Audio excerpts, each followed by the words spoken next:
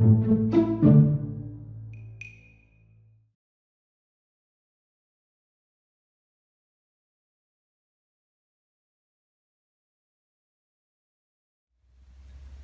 a seguir nuestro estudio sobre la transcripción del ADN. Les recomiendo que antes de ver este video, revean el video anterior para no perderse los pasos de este proceso tan importante que llevan a cabo todas las células vivas para poder fabricar sus proteínas.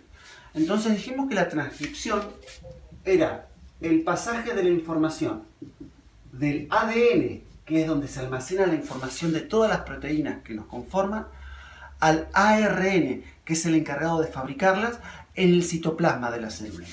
Nosotros teníamos una célula eucariota, como son las de nuestro cuerpo, y el proceso de transcripción ocurre en el núcleo de las células, en donde el ADN va a empezar a copiar su información al ARN. Recordemos que hay tres tipos de ARN. El ARN mensajero, que es el que lleva el mensaje de la proteína, el ARN ribosomal, que es el que se encarga de leer esa información, y el ARN de transferencia, que en base a lo que le pide el ribosomal, va presentando los aminoácidos que son solicitados para fabricar la proteína. Eso lo vamos a ver cuando veamos la traducción, que es la fabricación de las proteínas. Ahora estamos con la transcripción. Entonces, ¿qué es la transcripción? El copiado de la información del ADN al ARN. Como lo que nos importa saber a nosotros es cómo pasa el mensaje para fabricar la proteína, vamos a centrar nuestra explicación en el ARN mensajero, que es el que porta el mensaje. Pero todo lo que voy a explicar aplica también al ARN ribosomal y al ARN de transferencia. Los tres se forman en el núcleo. Entonces, lo primero que tiene que ocurrir es que el ADN tiene que abrirse en aquel sector donde se tiene que hacer la copia de la información. Cuando estudiamos la replicación, que era la copia entera del ADN antes de que la célula se divida, esto ocurre en todo el ADN por igual, porque yo quiero hacer una copia de toda mi información.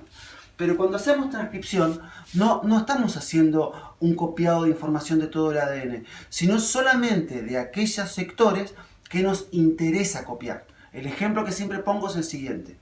En las células de mi piel hay un gen, recuerden que gen era una porción del ADN con la información para una proteína. En las células de mi piel, el gen del colágeno todo el tiempo se está traduciendo, porque mi piel todo el tiempo está generando colágeno. En cambio, en las células de mi corazón, que también tienen el gen del colágeno, porque yo tengo la misma información en todas mis células, el gen de colágeno no se traduce, no se transcribe nunca, porque mi corazón no necesita tener esa proteína todo el tiempo. Entonces, el gen que se va a transcribir es el gen que yo quiero transformar en proteína. ¿Estamos por ahí? Bien. Entonces vamos a imaginar que yo tengo la hebra de ADN, que recordemos que el ADN es una cadena doble. La información de la proteína está en una de las cadenas. La cadena que tiene la información se llama cadena codificante. En vez de dibujarlo así, para hacer más clara la explicación, voy a dibujarlo así, como dos cadenas enfrentadas. Hay una cadena que se llama cadena codificante y es la que tiene la información de la proteína que yo quiero transcribir. Voy a inventar las letras, pero imaginemos que las letras son A, T, C, G, C. Esa es la información de la cadena codificante. La cadena que está enfrente se llama cadena no codificante, que es la cadena que actúa como molde. Y es muy fácil saber cómo es la cadena no codificante si yo sé cómo es la cadena codificante y viceversa. Es fácil saber cómo es la cadena codificante si yo sé cómo es la cadena no codificante. Veamos qué quiero decir. Yo acá estoy poniendo como ejemplo que la cadena codificante tiene estas bases nitrogenadas: adenina, timina, citosina, guanina, citosina. ¿Cómo será la cadena no codificante? Bueno, es muy fácil porque tienen que recordar la regla de apareamiento. Citosina se une con guanina y adenina se une con timina. Entonces, si yo tengo una A, la cadena de enfrente tiene que tener una T. Si yo tengo una T, la cadena de enfrente tiene que tener una A. Si yo tengo una C, tiene que tener una G. Si yo tengo una G, tiene que tener una C. Y si tengo una C, tiene que tener una G. ¿Estamos hasta ahí? Bien, yo quiero copiar la información de la cadena codificante. Esta información que está acá, si estuviera en el ARN mensajero, vamos a suponer que es el mensajero, ¿Cómo sería la información? Pensemos un segundo. Bueno, a ver, recordemos que ARN comparte las mismas bases nitrogenadas que el ADN, a excepción de la timina, que en el ARN es uracilo. Entonces, esta información que está acá, copiada al ARN, sería A, U, C, G, C, porque es la misma información que está en la codificante, solamente que allá donde haya T, ahora tiene que haber U. ¿Estamos hasta ahí? Bien. ¿Cómo ocurre el proceso?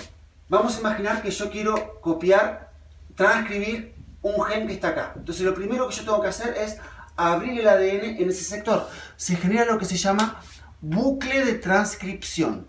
El ADN se abre en la región donde yo quiero copiar la información de esa proteína porque mi cuerpo para algo la precisa. Pensemos que este proceso está ocurriendo en millones de sitios distintos de nuestro cuerpo todos los segundos de nuestra vida. De hecho, nos morimos en general cuando esto deja de funcionar de modo adecuado.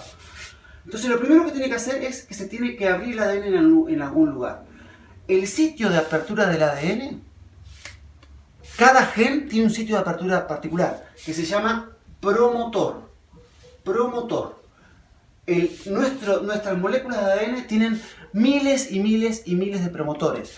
Cada gen tiene al principio un promotor. Y el promotor tiene algunas características, son diferentes promotores que tenemos, pero una de las características que tienen es, por ejemplo, el más común es este, el promotor TATA. TATA, ¿qué quiere decir TATA? Timina, adenina, timina, adenina. O sea, es común ver en la cadena codificante que hay una T unida a una A, unida a una T, unida a una A, y hay más cosas ahí en el promotor. Si esto tiene la cadena codificante, la cadena no codificante que tiene una A, una T, una A y una T. En algún video anterior lo vimos, pero yo les dije que la citosina con la adenina forman 3 puentes de hidrógeno, que es el enlace débil con el que se enfrentan, y la adenina con la timina forma 2 puentes de hidrógeno. ¿Qué unión es más fuerte? ¿La citosina con la guanina o la adenina con la timina? Bueno, más fuerte es la citosina con la guanina. Entonces, una zona promotor que tenga este promotor TATA, el promotor que se llama TATA de hecho, va a tener enlaces más fáciles de abrir que si hubiera abundancia de citosinas y de guanina. Porque acá tengo 2 enlaces en vez de 3. Es una zona débil donde el ADN es más fácil que se abra. Eso sería el promotor, la zona donde se va a abrir. ¿Cómo lo hace? Implica conceptos bioquímicos demasiado complejos, pero se unen proteínas de un complejo de transcripción que permiten Ustedes revían el video que hicimos de replicación y las enzimas que participan en la replicación son prácticamente las mismas que participan en la transcripción. Entonces, había topoisomerasas que iban desarrollando el ADN y había enzimas helicasas que iban cortando los enlaces puente de hidrógeno. Acá también va a haber helicasas y las helicasas van a entrar en la zona del promotor y van a empezar a cortar estos puentes de hidrógeno y esto me va a permitir que el ADN se empiece a abrir en ese sector formando lo que se denomina un bucle de transcripción. Esto va a quedar así, se va a ir abriendo así. Y va a empezar la transcripción. ¿Cómo era la replicación? Para entender este video hay que tomarse el trabajo de ver los videos anteriores. No pretendan que la información ingrese a ustedes por ósmosis. O sea, es necesario para entender un tema dedicarse a entenderlo. Entonces vean los videos 2 o 3 veces, vean los videos anteriores, porque es el único modo de aprender, es el único modo de entender. No ver cada video como algo nuevo sin prestar atención a lo que pasó. Son videos cortos, así que no les va a llevar mucho tiempo. La enzima que en la replicación me generaba las nuevas copias de ADN se llamaba ADN polimerasa. Adivinen cómo se llama la enzima que me genera las cadenas de ARN. Se llama ARN polimerasa. Y tenemos una ARN polimerasa que fabrica ARN ribosomal, una ARN polimerasa que fabrica ARN de transferencia y una ARN polimerasa que fabrica ARN mensajero. Puntualmente, lo que estamos explicando acá es el ARN mensajero. La ARN polimerasa que fabrica ese ARN se llama ARN polimerasa 2. La ARN polimerasa 2 va a empezar a copiar, y acá presten atención a esto, la cadena no codificante. La cadena no codificante. Vamos a imaginar que en este caso es esta, T, A, G, C, G.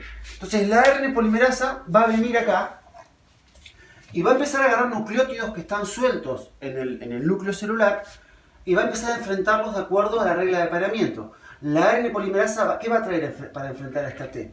Va a traer una A. ¿Por qué la T va con la A?